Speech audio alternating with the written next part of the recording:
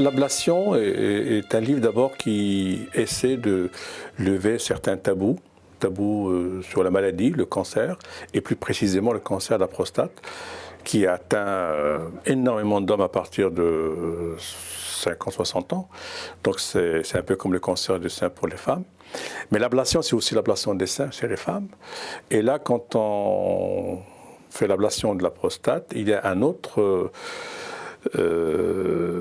conséquence qui est traumatisante pour les hommes, c'est souvent une perturbation de la libido, si ce n'est une impuissance totale. Et ça pose un vrai problème pour les hommes.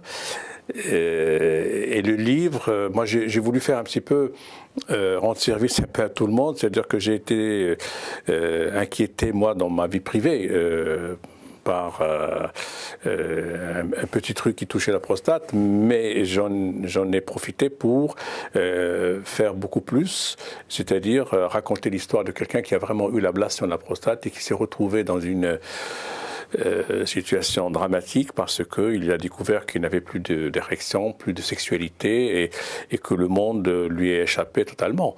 Et je raconte tout ça sous l'impulsion d'ailleurs du professeur Desgrandchamps, qui est un grand urologue, qui m'a demandé, parce que c'est un grand ami, m'a dit « Tu rendrais service à beaucoup de gens si tu racontes l'histoire ». La mienne n'est pas assez intéressante, mais plutôt celle de cet ami, parce que ça va certainement pousser beaucoup de gens à faire la prévention, à ausculter, et puis surtout ça va permettre aux proches de cette personne, surtout sa compagne ou son épouse ou ses enfants, de savoir par quelles épreuves ils passent et quelles sont les conséquences de cette épreuve. Donc l'ablation, c'est une épreuve terrible, et en même temps, il faut la remettre dans son contexte en parlant. En parler, c'est une façon peut-être de la dédramatiser, même si elle a des conséquences assez importantes.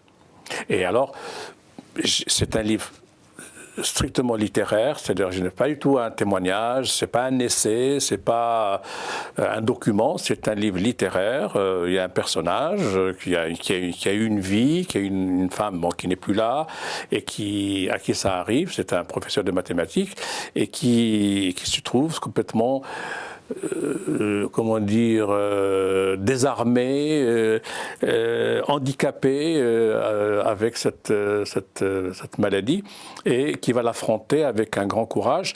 Et le livre se termine d'une manière optimiste parce que dans la vie, il y a aussi des possibilité d'espérer, d'aller vers la lumière, d'aller vers l'esprit, la spiritualité, et de ne pas rester focalisé uniquement sur la matérialité des choses.